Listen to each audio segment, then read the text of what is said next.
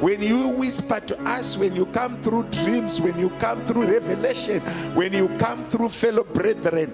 I pray that we may have the eyes that can see, the ears that can hear, that you are the Lord and you are speaking to us. Sometimes you speak to us, sometimes you are in our midst, and our eyes and our bodies do not understand and conceive your presence. Father, I pray this morning, let your will be done. Let your grace continue to abide in us as we embrace, Father, your presence. With thee, Father, we are blessed. I pray, Father, that wherever we go, whatever we do, Father, in our homes, at work, even, Father, as we travel, let your presence continue to abide in us, that we may have understanding on how it works, and, Father, its dominance upon our lives. Father, we glorify you this morning. We worship you. We thank you in Jesus' name. Amen. We also want to go before the Lord and seek God's presence in our services, also at our workplaces. What I've realized, people are so near to him when we are in church, and when it's a weekend, when it's a Sunday. When we start a Monday, it's a total different ball game. People resort to their ways without any consideration of their faith.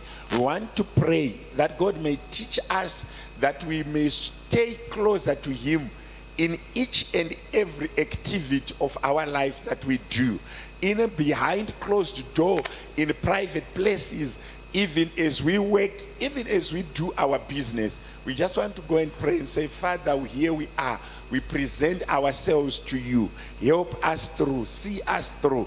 Let's go before the Lord and pray. Father, I pray and I thank you. I pray that you have weaned us with the precious blood on the cross. You remembered, Father, us, Father, through a painful way. You sacrificed your joy, your life, and your throne from Father, from heaven to the earth, and to the cross back to heaven. I pray that that same sacrifice, that same commitment you have shown us may be rewarded by our behavior. Let our behavior, let our reasoning, let our understanding, let our giving continue, Father, to testify that you are our Lord. Father, I pray, help us in whatever we do to stay closer to you. In whatever we do, to be closer to you. In whatever we do, to draw nearer to you. Father, we worship you. We thank you, Father. We exalt your name. We glorify your name. We magnify your name. Let your will be done in our lives each and every hour, each and every second, each and every moment. Let our will continue, Father. Let your will continue to take dominance in our lives. Let our footsteps be ordered by you. Our mouth and our conversations be also ordered by you. I praise your name. I thank you, Father. I glorify your name. In Jesus' name, Father, we worship you. Thank you, Jesus. Amen. We want to give all the time to the praise team to lead us into songs before we go to the next step of our service.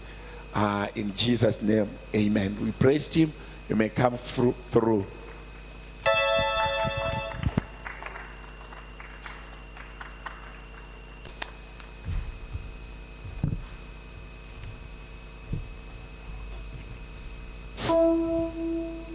Jehovah, you are the most high. You are the most high God. Jehovah, you are the most high. You are the most high God. Jehovah, Jehovah, yeah, Jehovah, Jehovah.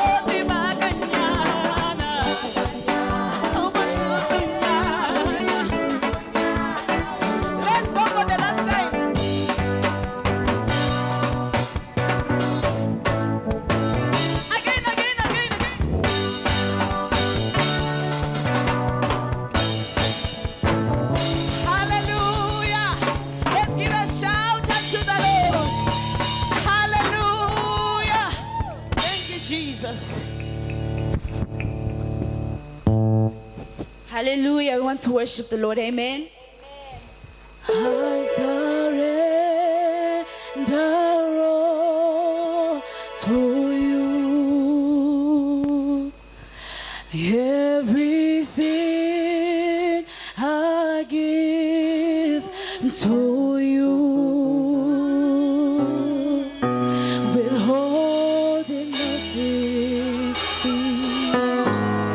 Withholding nothing. I surrender all to you. Everything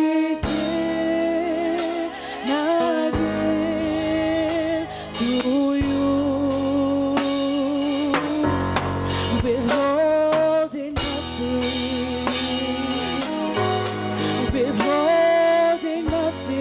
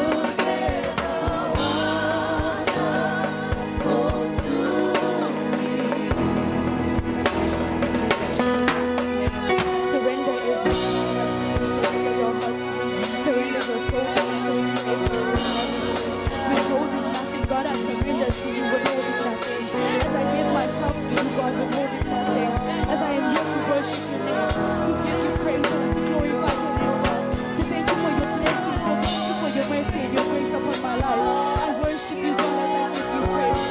For here I am in the house of the Lord to worship you. Here I am, Lord, to bow down to you, God. As I surrender each and everything to you, Lord, before the evening. As I surrender my heart to you, withholding nothing. As I surrender my soul to you, withholding nothing, God. As I surrender each and every being of myself, Lord, withholding nothing. As I surrender to you, God, and as I give you everything, as I give myself away, Lord, so that you can use me. That I may be a vessel of the kingdom, God. That you may use me as a vessel of the kingdom, Lord, to glorify your name, Lord. To bring praises unto your kingdom, to worship you, Lord, and to glorify your name, God. As I say to you, God, glorify you, Lord. Let your worship, Lord, let your praises be blessed, Lord. As we lift your name high, your God, and as we give you praise, Lord. For you are the Alpha and the Omega, Lord. As we surrender to you, as we give you praise in the name of Jesus.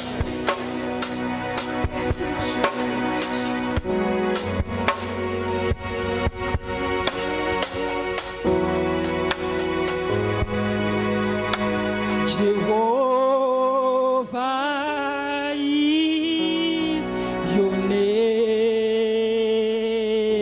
name. Jehovah is your name.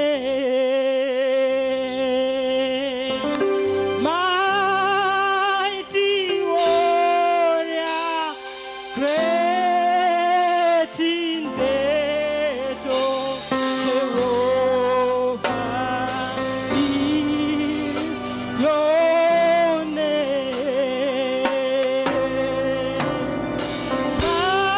Mighty warrior, great in battle. Jehovah is. Your name is Jehovah. Jehovah is. Your name is Jehovah. Jehovah is. Your name is Jehovah. Jehovah is. Your name is Jehovah.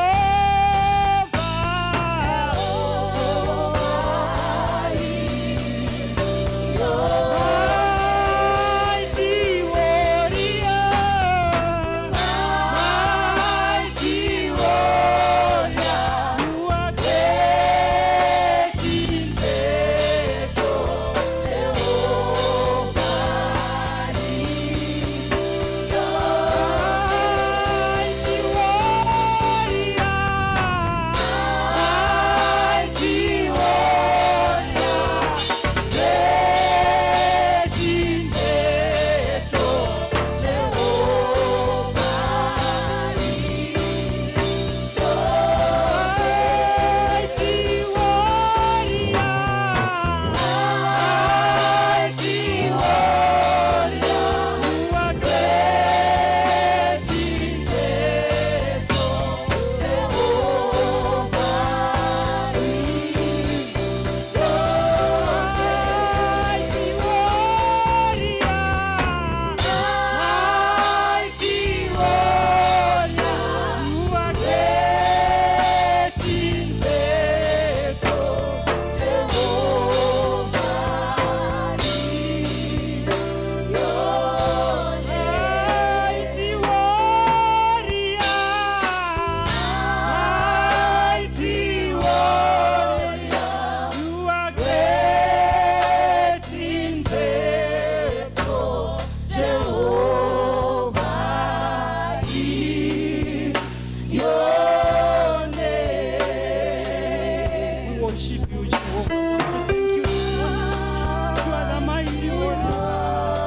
You are great in battle. We worship you this morning. We want to give you all the glory, Lord. You paid for our sins. We want to worship you this morning.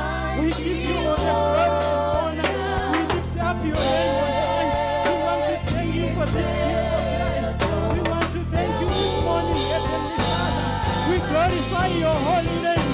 We worship you this morning. to worship you. We are here to glorify your name. Let your name be lifted on high. Let your name be lifted on high this morning. We worship you, Holy Spirit. We want to thank you for this beautiful day that you have made again for us. We want to thank you, Heavenly Father. You want the better for us. You want the better for us. We want to thank you. We want to thank you this morning. We give you all the glory and honor. Thank you for the blood that was shed on the cross. We are more than conquerors because of the blood. We are more than conquerors this morning because of the blood. We want to thank you. We worship you, Holy Spirit. We worship you, Holy Ghost. We thank you this morning. We are here to worship you. We are here to magnify your name. We are here to glorify your name. We are here to lift up your name.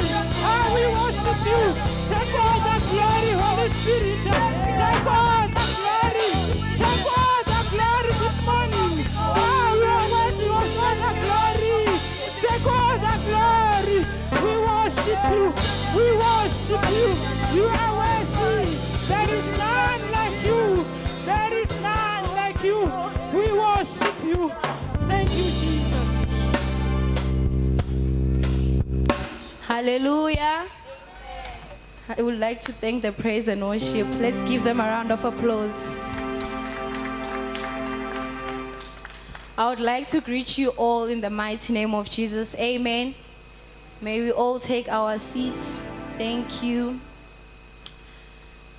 This morning, I would like to thank the praise and worship for a wonderful session. We thank the pastor for a wonderful intercession. And we thank those who are able to come this morning and worship with us in the mighty name of Jesus. Amen. We thank you all for making it up to our English service. And we welcome you in the mighty name of Jesus. Amen. This morning, I would like to take this opportunity to call the pastor and come forth. In the mighty name of Jesus. Amen.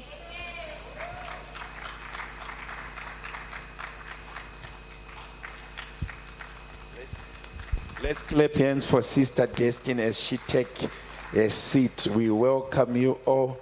Whilst we're still standing, may we read the word together. Let's go to the book of Hebrews, chapter number 10, verse 19 to 20. Having therefore, brethren, boldness to enter into the holiest by the blood of Jesus, by a new and a living way, which he has consecrated for us through the veil, that is to say, his flesh. And having a high priest over the house of God, let us draw near with a true heart, in full assurance of faith, having our hearts sprinkled from an evil conscience and our bodies washed with pure water. Let's also go to the book of Jeremiah. Book of Jeremiah 33, verse 3.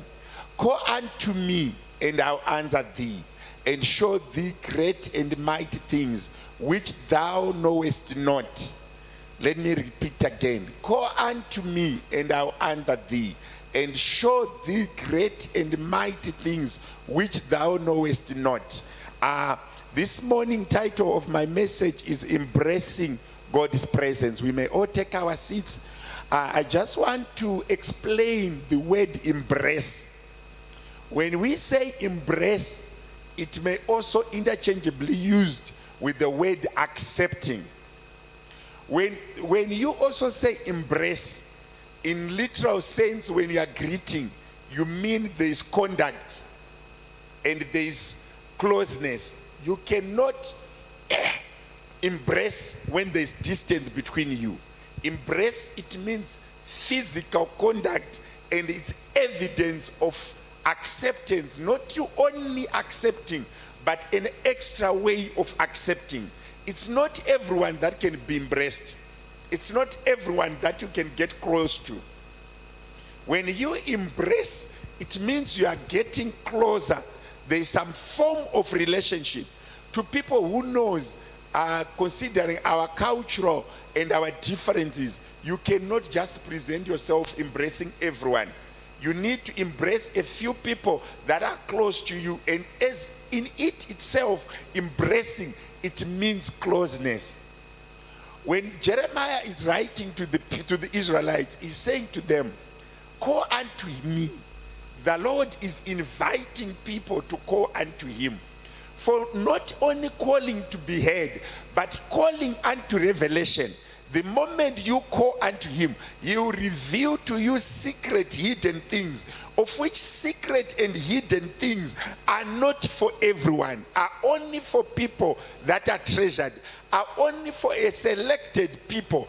You know, hidden things and secret things. A secret holder is someone very close to you.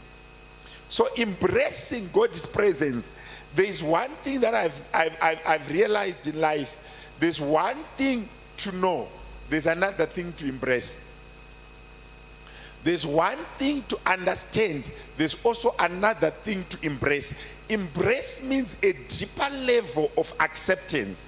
When you accept something to a deeper level, that's embracing. So many people have heard about the cross, so many people have heard about Christ, but to embrace the principles of Christ, it's another level of doing it. To dip yourself into Christ, it's another level of understanding.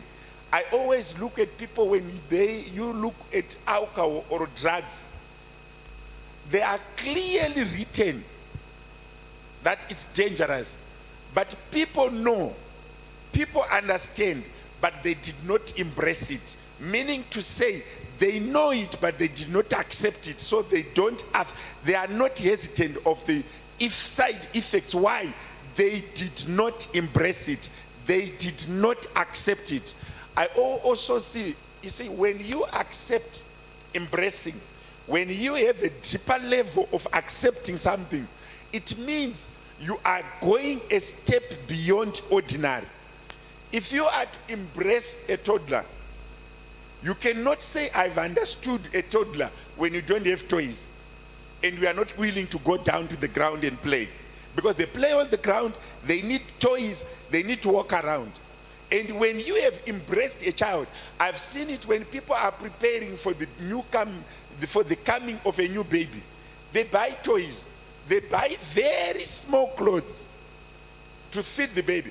That's a level of embracing. They change their diet, they change their setup, they change even the level of where they set up their TV and entertainment gadgets when a child is starting to walk around. Why? You have embraced the child, you have accepted the child, you are making all settings to suit the child. Meaning to say, when you embrace the presence of God, there are certain settings in your life that need to change. There are certain behaviors that need to change. There are certain things, all fundamentals of your life and critical parts of your life changes when we embrace Christ. Just like a family embracing a toddler or a child. There is a car that is meant for people to sit. But when you are expecting a child, you go and get a car seat. You go and make sure you put at the back to say, babe on board, be cautious. Why? You are changing the settings to embrace a child. Your finances changes. You need to change the way you do your finances. You need even to change the way you plan your trips. You cannot go on a long trip, 2,000 kilometers, 1,000 kilometer drive without recess if you have a baby. You need to take recess. Meaning to say, when you embrace Christ, your lifestyle changes, your life habits changes, your life movements changes. To mean to say, embracing Christ is not on the mouth, it's sanctioned in actions. When you have embraced Christ, that's your behavior. That behavior that would have changed also configures another level of intimacy between you and Christ. Paul says, I've ceased to live, but the Christ in me start to live now. So many people speak about Jesus as a habit. They pray as a habit. But when you start to embrace the presence of God, your prayers start to change things. You pray things, you speak things that are happening. You speak things that are action. You speak things that start to be seen by eyes. You know, the one thing that I like about embracing Christ, you speak things that are not there and they become there. You see things that are not seen by men, but eventually they will see. You live a life that is not understood by men, but eventually they will understand. But most of them, they start to understand it at the dark hour. They start to understand it when the sun is setting, when things have gone the other way around. Then they start to say, okay, we are in these problems. This and this is not in these problems, because they embraced Christ. Brethren, we need to live a life that is full of Christ. The way, last week I was speaking about positivity. To learn to be positive. To learn to know that in me there is Christ. That one thing that I've learned, people sense their offices. People are sensitive about their offices. If someone is a pastor, they sense it. If someone is a director, they sense it. If someone is a mother, they live motherhood. They make sure. But Christianity sometimes is not being lived out. It's something that is proclaimed by words. This morning I'm saying, let's embrace Christ. Try embrace Christ. When you speak, speak with him. When you reason, reason with him. Let your understanding, your thinking, your meditation be determined by the presence of God. How does this presence of God come to me? How do I embrace the presence of God? It's done by the first step of embracing the presence of God is acceptance. To accept that he's living. To accept that through Christ I can do certain things that I do not do by my own. Most of the times Christ does things, we embrace him. When he has done it, we take all the glory. We start to exalt ourselves. We start to be proud. We start to have ego, failing to embrace and to acknowledge Christ. It's when you repent and we live this life, there are days that we embrace Christ, and there are seasons that we deliberately choose not to embrace him. But the life of a Christian, it's continuous faith, continuous presence of the Lord. One thing that I've learned, the presence of the Lord changes the environment. Any hostile environment, if the presence of God is invited, then that hostile environment or the unfavorable environment goes away. So many people are worshippers, but they are not staying in worship. They are not staying in faith. They are not staying in Christ. They do it in seasons. But embracing Christ, it's in season and out of season. We need to have capacity to call Christ with faith. When we read in Hebrews, Paul is saying, let's advance to the throne of grace in full confidence. Let's have that confidence. Let's have that faith to ask for things in Christ. Let's have that faith to ask things that are not normally possible. Faith is when things that are not doable easily are done. It's when things that are not seen but hoped for are starting to be seen. So many people, we think we pray. You see, a person gets sick, they know there's a God that heals. Instead of going to Christ with boldness before that throne and proclaim healing and call unto him for that hidden secret of healing to be revealed upon them, they normally run to the hospital. When they run to the hospital, they fully believe in the medical staff without taking recognition of the Creator who created the body. One day I went to the hospital with my mom. I stood there, I wrote on the form and said, Pastor, career of the person taking the bills, care of the bills, I wrote pastor. The nurse looked at me and said, once I finish with your mom, I want you to pray for me. It rang in my mind. I said, okay, I am believing in the medication. She is believing in the healing with full knowledge of all medication and full exposure of all the medication. Meaning to say, our God, sometimes we don't trust him enough. We don't call upon him enough. People go into depression. People go into stress-related diseases. People give up without praying enough. He's saying, call unto me and I'll answer thee and show thee great and mighty things. Meaning to say, by me calling upon the Lord and by me staying close to the Lord, there are sort of great things that are not known to us yet that can be revealed to us by calling upon the name of the Lord. But what I've seen is when people call upon the name of the Lord, there are certain areas that they believe the Lord can address. And there are also certain areas of life that they've shattered this presence of the Lord, and they think certain powers helps them through.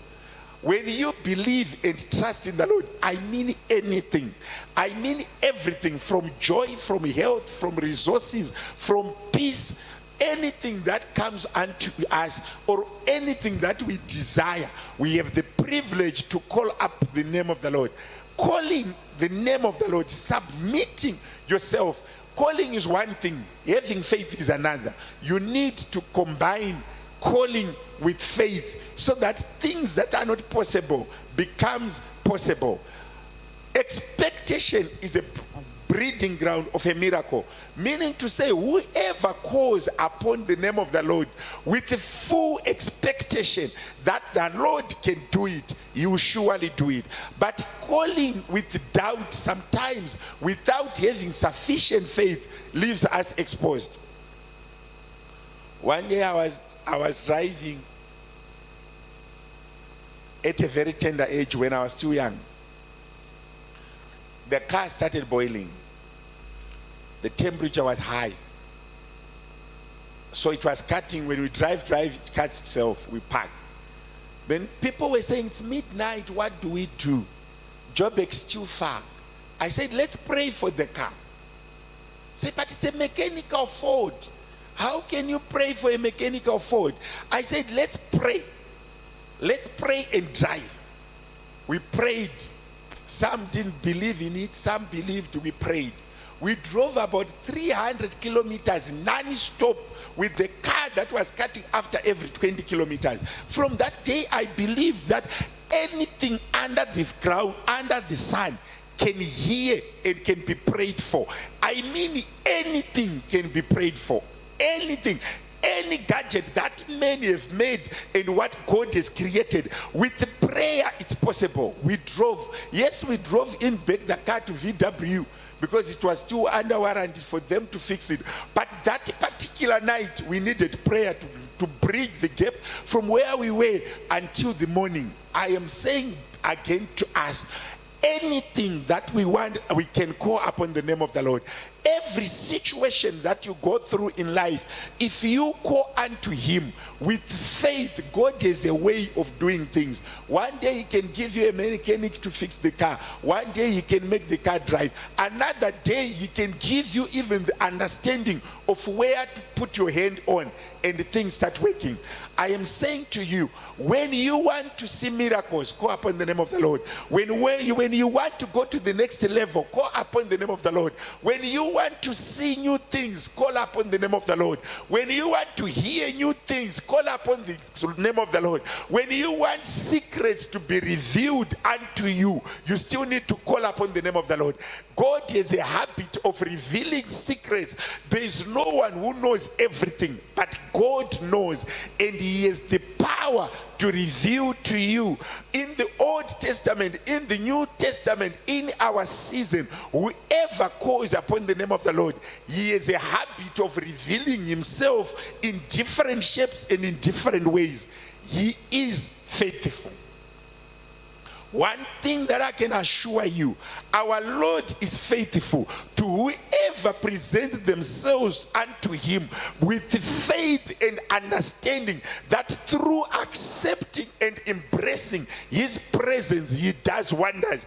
The moment you have that attitude, you have that habit of staying near to him and embracing that he is a God of miracles, he is a God of provision, he is a God who uplifts, he is a God who repairs even broken-hearted people, people who are bruised, people who have been betrayed, people who have been rejected. The moment they embrace Christ, they become acceptable. The moment they embrace Christ, they can heal. So many people are heartbroken. So many people are bruised. So many people have been rejected. But the solution to recover is Christ. So many relationships have deteriorated, but for the only reason that a relationship that is broken, that is beyond repair, can be repaired again is when people call upon the name of Christ with true faith and understanding that once I embrace Christ, my situation will change. Wherever there is the presence of God, the situation does not remain the same. Irregardless of conditions or difficulties, the moment you embrace Christ, he starts to change your situation. Wherever there is presence of God, there is peace. Wherever there is presence of God, there is recovery. Wherever there is, we have so many writings on the wall. We have the Bible, we have got testimonies of people that have been broken before. The moment they accepted that Jesus is the Lord and in him life is found, people recover. Remember, if you want counseling from a counselor, that same counselor has problems. Meaning to say, they are helping you from a disadvantaged position because they themselves, they are already in pain. One day I asked somebody, where are you coming from? That somebody said, I'm coming from getting advice. Where are you getting the advice from? From a single mom. What advice do you want from here? I want my marriage to stand. I said, but we are in the same boat. Why can't you go back to Christ and say, Lord, here is the man you created, and this man has faults. What can we do? I said to her, the moment you continue to consult people, you continue to sink. At one time, get back to your senses. Remove your pride. Go and say sorry to that person. Go and reason together, you and the person.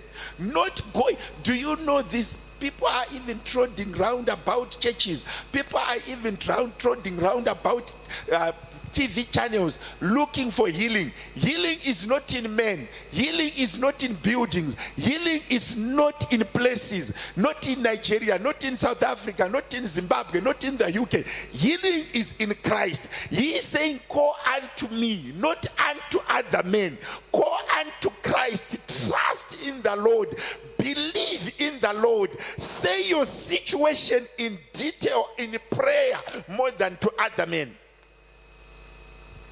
People take time to detail their description, writing down oracles, explaining oracles to fellow men. But the moment you know there is Christ in me, there is power in Christ, there is that dependence in Christ, you go to ask someone money when that someone has a negative balance.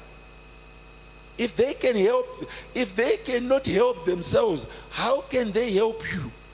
Go to Christ. He said, silver and gold belongs unto me. Let's involve God in our businesses. Let's involve God in our transactions. Let's involve God in our household.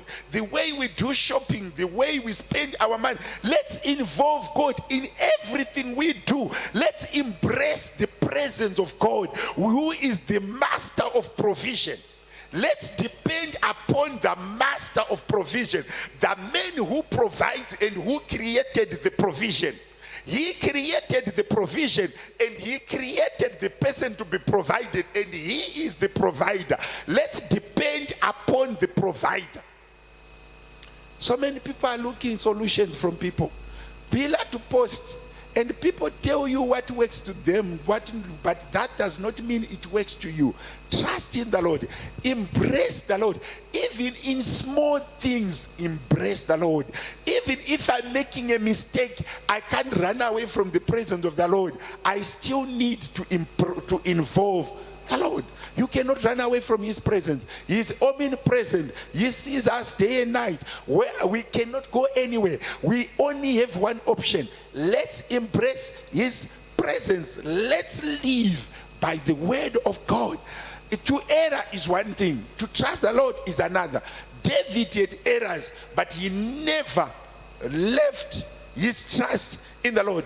At one moment he said, it's better for you to punish me than to put me in the hands of men.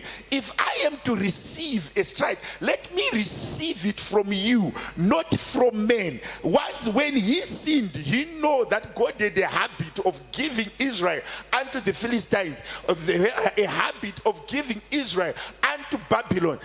David said, I do not want to be punished by another nation.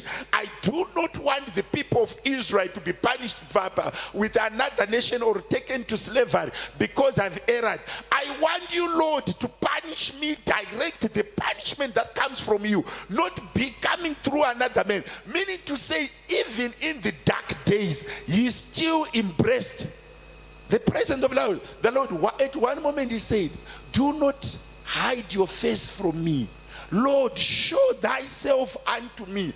I know I've erred, but do not hide your face from me. Meaning to say, presence of God was something that was so important to him. Even in his errors, God never hid his face from him, and he remained a king. So instead of continuing it, he was cut off from kingship. Why? He did not embrace the presence of the Lord. At times, it's not when you need Christ, it's when you are doing the right thing. Even if I make a mistake, I still remain in Christ.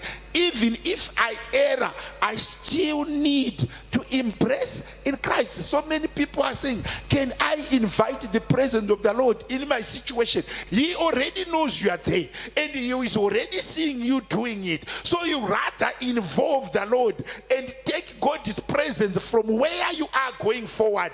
Irregardless of the situation, you need Christ. Embrace the presence of Christ in good and in bad moments, in season and out of season. He remains the Lord. Do not hide away from his presence. Always call upon the name of the Lord.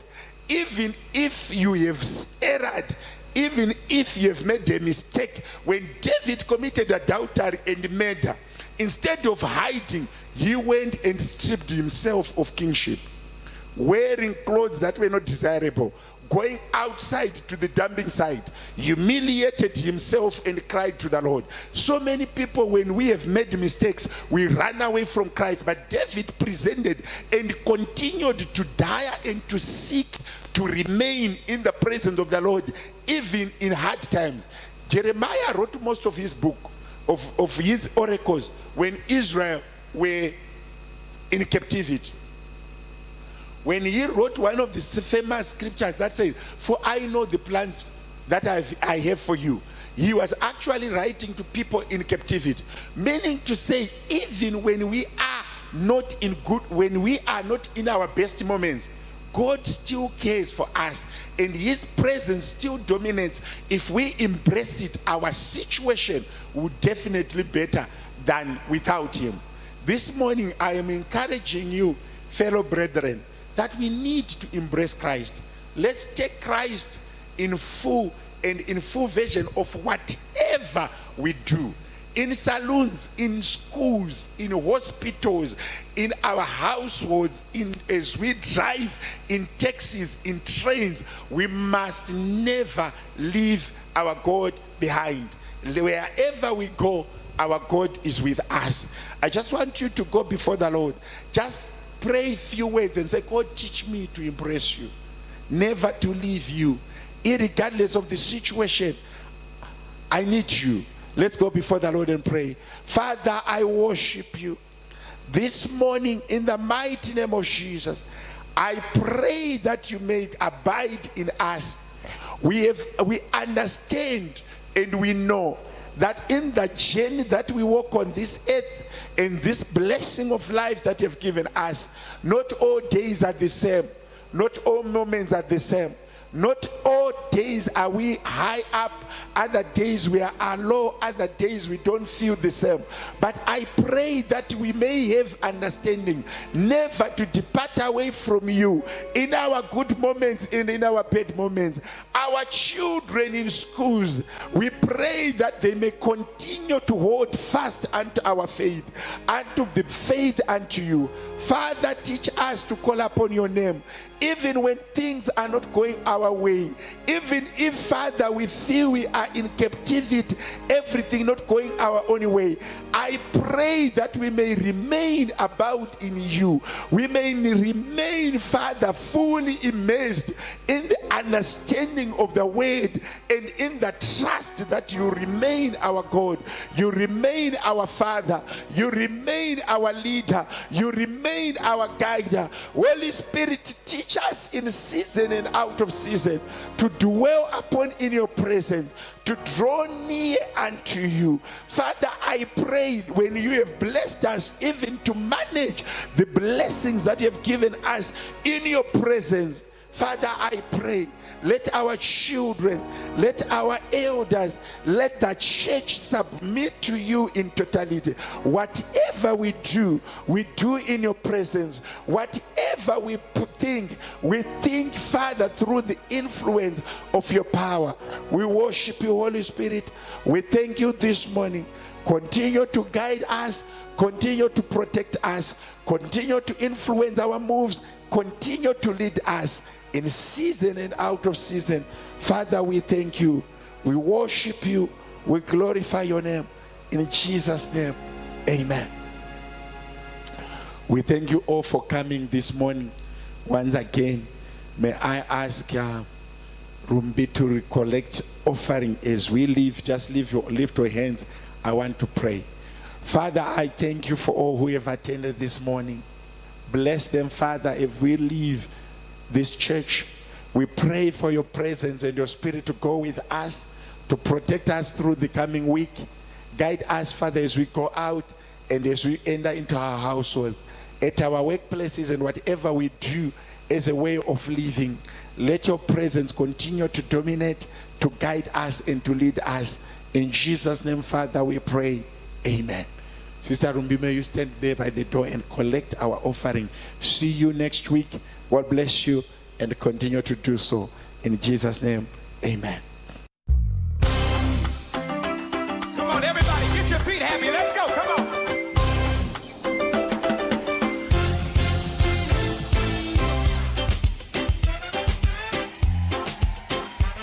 Where's my islanders? Can some of y'all run down here to the front real quick? I gotta know who's in the building. Where's my islanders? I need y'all to run down here. Come on, let me see you.